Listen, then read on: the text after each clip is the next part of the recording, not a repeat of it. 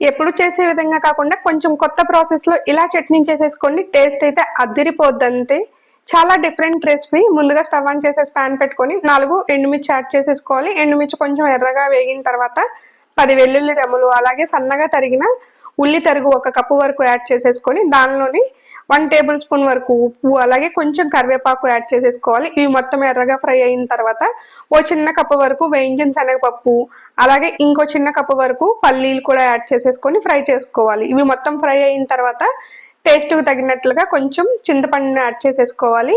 ఇవి మొత్తం చల్లారిన తర్వాత ఇలా మిక్సీ జార్‌లో వేసేసుకొని మెత్తగా ఫైన్ పేస్ట్‌లా ప్రిపేర్ చేసేసుకోవాలి. టేస్ట్ అయితే చాలా అంటే చాలా బాగుంటుంది.